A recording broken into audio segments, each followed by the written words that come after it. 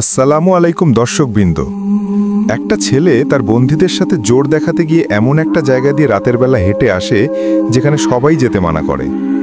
বাড়ি ফিরে আয়নায় যখন মুখ দেখছিল তখন থেকে শুরু হয় এক অদ্ভুত অভিজ্ঞতা। আয়নায় দেখা যায় অন্য কারো প্রতিচ্ছবি, আর তারপর সেই রাতে যা যা ঘটে সেটা শুনলে আপনার মাথার চুল খাড়া হয়ে যাবে। চাদর টেনে নেওয়া, দেয়ালে ছায়ার হাঁটাহাঁটি, বিছানা উপরে তুলে ফেলা, আর এমন সব ভয়ঙ্কর অভিজ্ঞতা যা শুনলে রাতে ঘুম আসবে না। আশা করি সবাই অনেক ভালো আছেন। আজকের ভিডিওটা সত্যি অন্যরকম হতে চলেছে। আসলে এই গল্পটা আমার একজন সাবস্ক্রাইবার আমাকে পাঠিয়েছেন। উনি বলেছেন এটা তার নিজের জীবনে ঘটা একটা সত্যি ঘটনা। আর আমি যখন গল্পটা পড়লাম তখন সত্যি বলতে আমার গায়ে কাঁটা দিয়ে উঠেছিল। তো বন্ধুরা, পুরো ঘটনাটা জানতে হলে ভিডিওটা শেষ পর্যন্ত দেখুন। আর হ্যাঁ, ভিডিওটা ভালো লাগলে অবশ্যই লাইক, কমেন্ট আর চ্যানেলটা সাবস্ক্রাইব করে পাশে থাকবেন।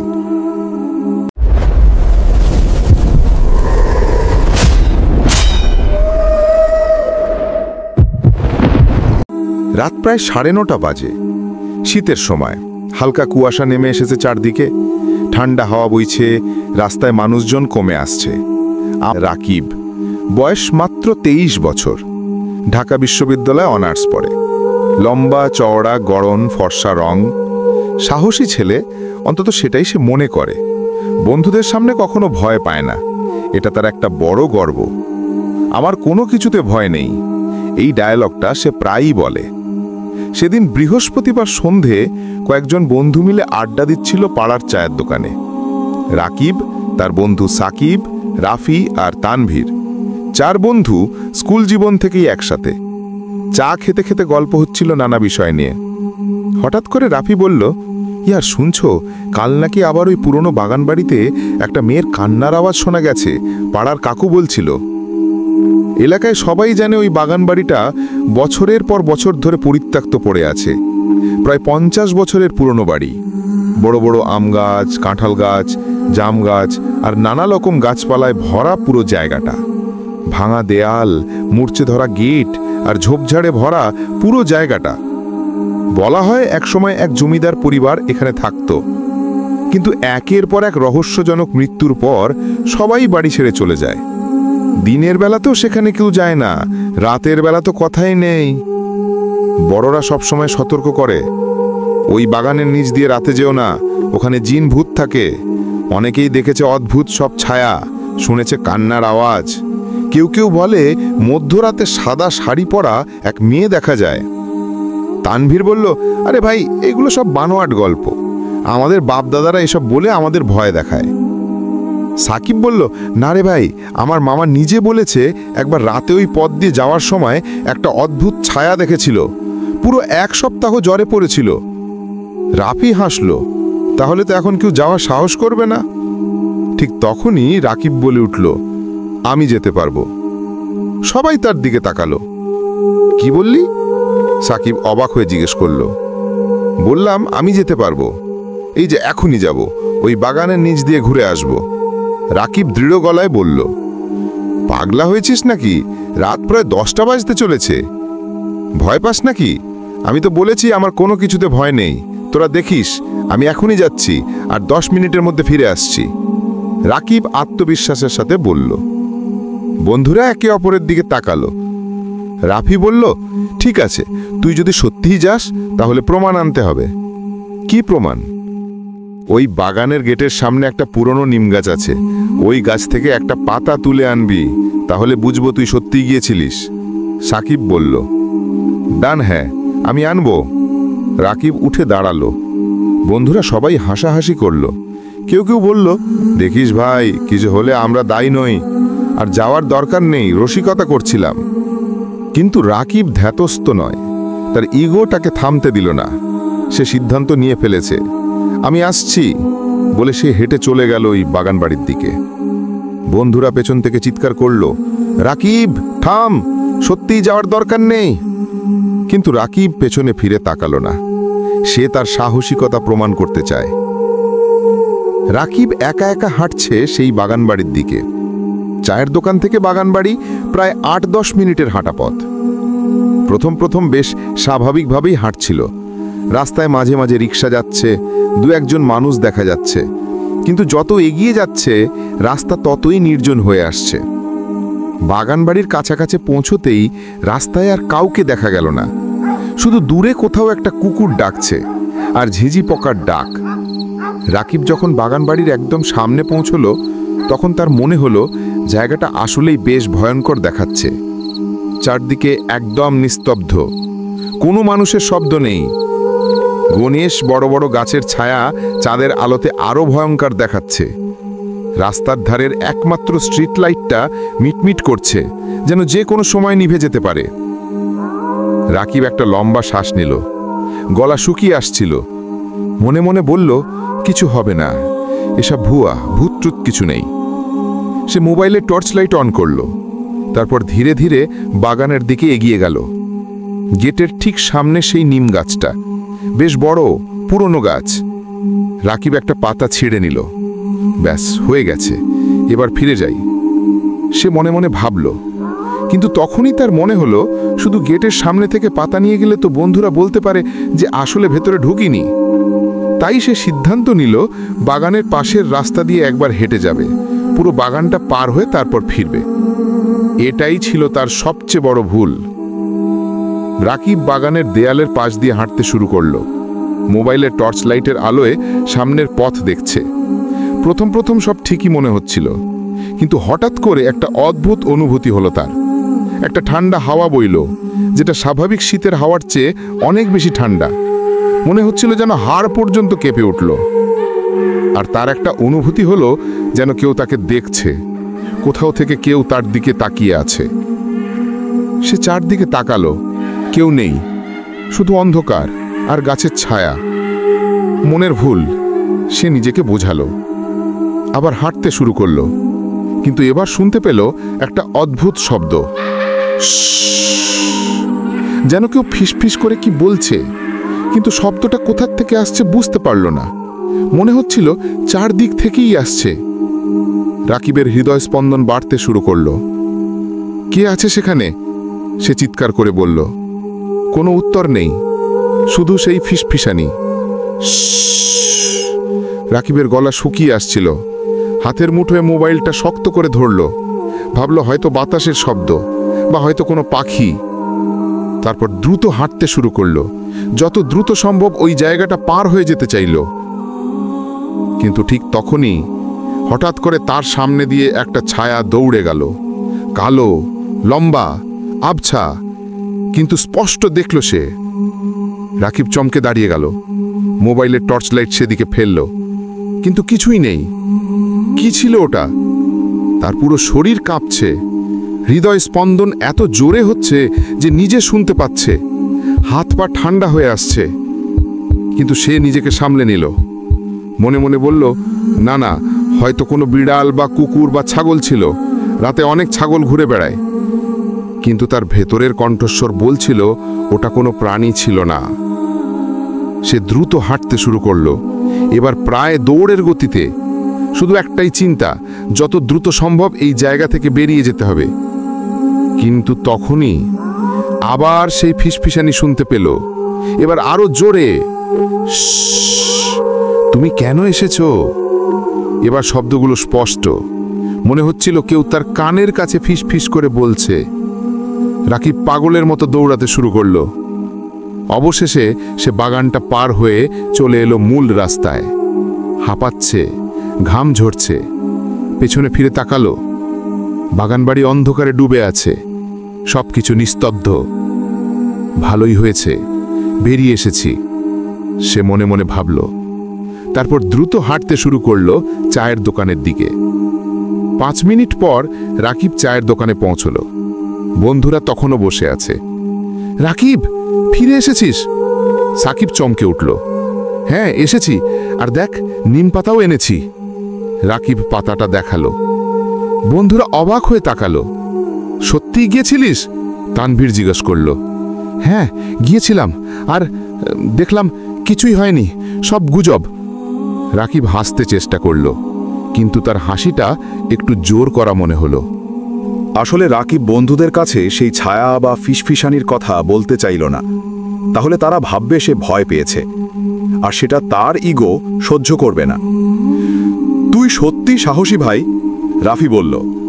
অবশ্যই, আমি তো বলেছি আমার কোনো কিছুতে ভয় নেই, রাকিব বলল। বন্ধুরা হাততালি দিল, কেউ কেউ তার পিঠে চাপড় দিল। কিছুক্ষণ আরও আড্ডা দিল, তারপর সবাই বাড়ি ফেরার প্রস্তুতি নিল। রাকিব বাড়ির দিকে হাঁটতে শুরু করল, কিন্তু মনের মধ্যে একটা অস্বস্তি কাজ করছিল। সেই ছায়া, সেই ফিসফিসানি, এগুলো কি ছিল? না, কিছু না, হয়তো আমার মনের ভুল, সে নিজেকে বোঝালো। কিন্তু তার অজান্তেই কিছু একটা তার সাথে বাড়ি ফিরছিল। রাকিব রাত 10:30টার দিকে বাড়ি পৌঁছালো। 3 তলা বাড়ি, তারা থাকে দোতলায়। নিচতলায় একটা দোকান ভাড়া দেওয়া, আর 3 তলায় আর একটা পরিবার থাকে।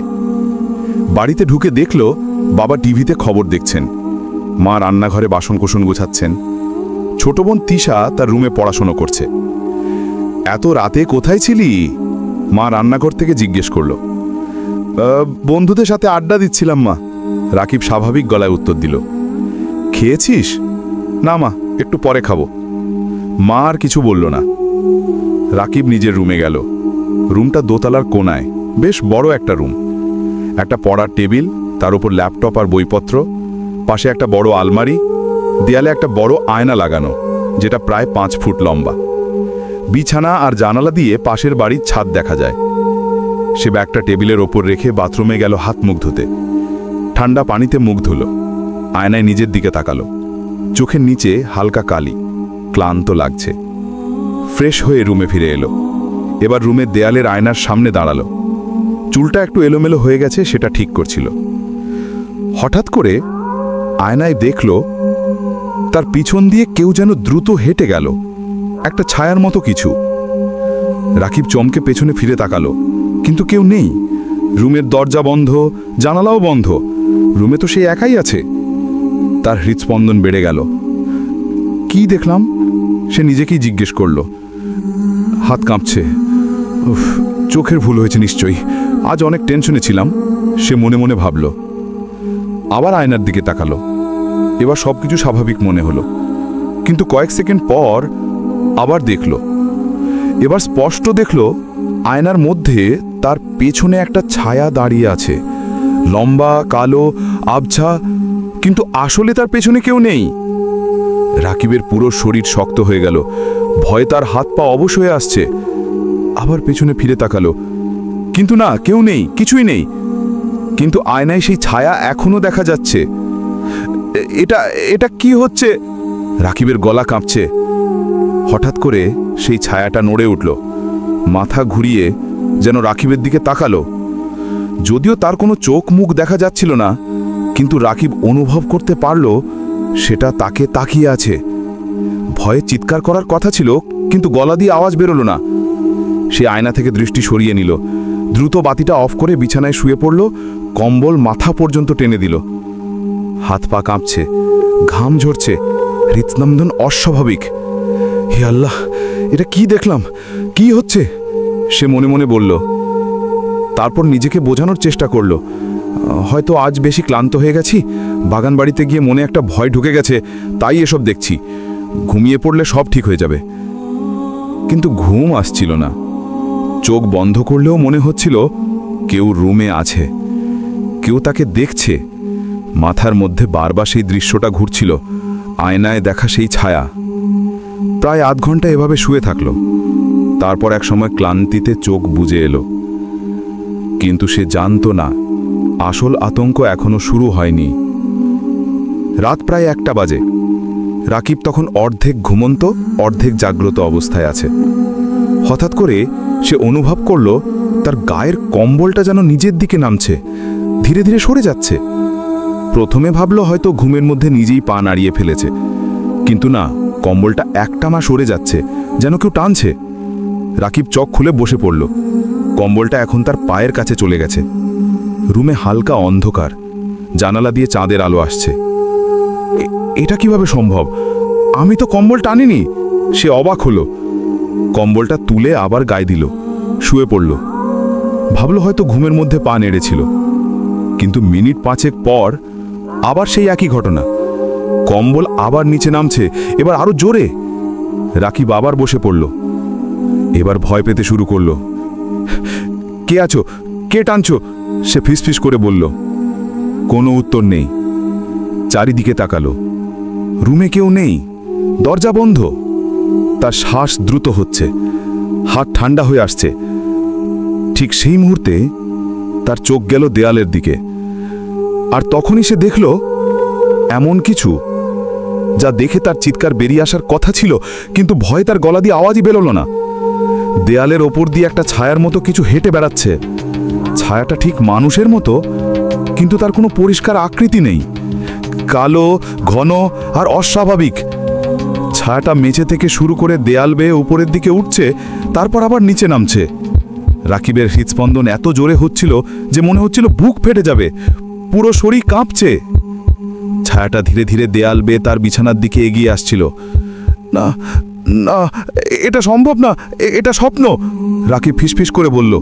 সে নিজেকে চিমটি কাটল, কিন্তু না, এটা সত্যি। তার সারা শরীর ঘামে ভিজে গেছে, হাত পা অবশ হয়ে আসছে। হঠাৎ করে সেই ছায়াটা দেয়াল থেকে নেমে এসে মেঝেতে পড়ল, তারপর তার বিছানার দিকে এগিয়ে এলো। রাকিব চিৎকার করতে চাইল, মা, বাবা, কেউ আছে? কিন্তু গলা দিয়ে আওয়াজ বেরোলো না, যেন তার গলা চেপে ধরা হয়েছে। ছায়াটা এখন বিছানার পাশে। আর ঠিক তখনই রাকিবের পুরো বিছানাটা যেন কেউ ওপরের দিকে তুলে দিল। বিছানা মাটি থেকে প্রায় 3 ফুট ওপরে উঠে গেল। না না, ছাড়ো, রাকিব চিৎকার করল। বিছানা প্রায় 5 সেকেন্ড ওপরে ভাসলো, তারপর হঠাৎ করে ধপাস করে মেঝেতে পড়ে গেল। রাকিব বিছানা থেকে মেঝেতে গড়িয়ে পড়ল, কোমরে আর কাঁধে তীব্র ব্যথা অনুভব করল। সে চিৎকার করল, মা, বাবা, কেউ আছে? সাহায্য করো। কিন্তু যেন তার আওয়াজ ঘরের বাইরে পৌঁছচ্ছেই না, যেন একটা অদৃশ্য দেয়াল তার রুমকে বাকি বাড়ির থেকে আলাদা করে ফেলেছে। সে দরজার হাতল ধরল। এবার দরজা খুলে গেল। বাইরে বের হলো, করিডোর দিয়ে মায়ের রুমের দিকে গেল। দরজায় ধাক্কা দিল। মা, মা, দরজা খোল। মা ঘুম থেকে উঠে দরজা খুলল। কি হয়েছে রাকিব? মা ঘুম ঘুম চোখে জিজ্ঞেস করল। কিন্তু যখন সে রাকিবকে দেখল, পুরো শরীর ঘামে ভেজা, চোখ মুখ লাল, কাঁপছে, তখন মা ভয় পেয়ে গেল। রাকিব, কি হয়েছে তোর? কেন এত ঘামছিস? কাঁপছিস কেন? রাকিব কথা বলতে গিয়ে কান্নায় ভেঙে পড়ল। মাকে জড়িয়ে ধরে কাঁদতে লাগলো। মা, মা, আমি কথা বলতে পারছে না। বাবাও উঠে পড়ল। কি হয়েছে? মা রাকিবকে ধরে বসিয়ে দিল, পানি আনলো। রাকিব কোনো মতে পানি খেলো, তারপর থেমে থেমে পুরো ঘটনাটা বলতে শুরু করলো। পুরো ঘটনা শুনে মা বাবা স্তম্ভিত হয়ে গেল। প্রথমে তারা ভাবল হয়তো রাকিব দুঃস্বপ্ন দেখেছে, কিন্তু যখন রাকিবের শরীরে ক্ষত দেখল, কোমরে, কাঁধে, পিঠে নীল দাগ দেখল, তখন তারা বুঝল এটা স্বপ্ন নয়। মা কাঁদতে শুরু করল, কিন্তু রাকিব অনেক দিন ধরে সেই ঘটনার ভয়ে ভুগেছে। রাতে ঠিকমতো ঘুমাতে পারত না। যখনই চোখ বন্ধ করত, তখনই সেই জিনিসটার মুখহীন চেহারা মনে পড়ত, সেই ঠান্ডা স্পর্শ মনে পড়ত।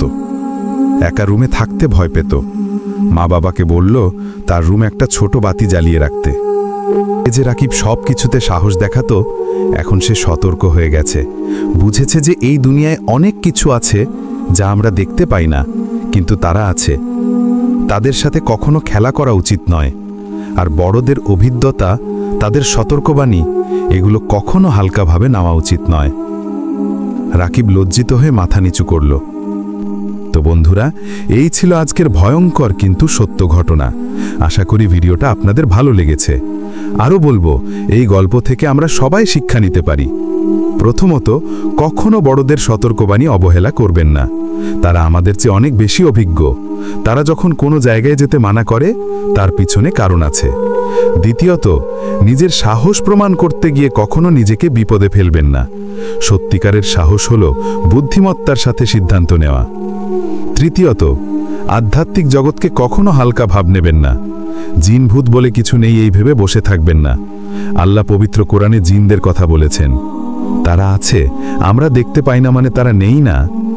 চতুর্থত, নিয়মিত ইবাদত করুন, নামাজ পড়ুন, কোরআন তেলাওয়াত করুন। এগুলো আমাদের সুরক্ষা দেয়। আর হ্যাঁ, যদি ভিডিওটা ভালো লেগে থাকে তাহলে অবশ্যই লাইক করবেন, আপনার মতামত কমেন্টে জানাবেন, আর চ্যানেলটা সাবস্ক্রাইব করে পাশে থাকবেন। নোটিফিকেশন বেল আইকনটাও প্রেস করে রাখবেন যাতে নতুন ভিডিও আপলোড হলে আপনারা প্রথম দেখতে পারেন। আর আপনাদের জীবনেও যদি এইরকম কোনো অদ্ভুত, ভয়ঙ্কর বা প্যারানর্মাল অভিজ্ঞতা হয়ে থাকে তাহলে আমাকে ইমেইলে বা কমেন্টে জানাতে পারেন। ইমেল অ্যাড্রেস ডেসক্রিপশন বক্সে দেওয়া আছে। হয়তো আপনার গল্পটাই পরের ভিডিওতে শেয়ার করব। মনে রাখবেন, এই পৃথিবীতে অনেক রহস্য আছে, অনেক অদ্ভুত জিনিস আছে। আমাদের উচিত সেগুলোর প্রতি সম্মান দেখানো এবং সতর্ক থাকা। আল্লাহ হাফেজ, ভালো থাকবেন, সুস্থ থাকবেন, সবসময় আল্লাহর জিকিরে থাকবেন। আর হ্যাঁ, রাতে ঘুমানোর আগে অবশ্যই দরজা জানালা ভালো করে বন্ধ করে নেবেন। আয়াতুল কুরসি পড়ে, চারকুল পড়ে তারপর ঘুমাবেন। এগুলো আমাদের সুরক্ষা দেয়। আর যারা এখনও চ্যানেল সাবস্ক্রাইব করেননি তারা অবশ্যই এখনই সাবস্ক্রাইব করে ফেলুন, কারণ আমি নিয়মিত এরকম সত্য ভয়ঙ্কর গল্প নিয়ে আসি। দেখা হবে পরের ভিডিওতে। ততদিন পর্যন্ত সবাই ভালো থাকবেন। খোদা হাফেজ।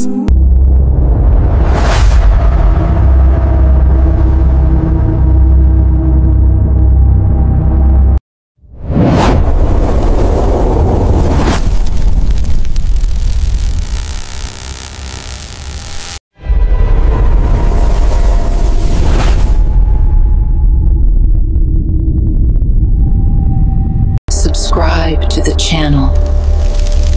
We are waiting.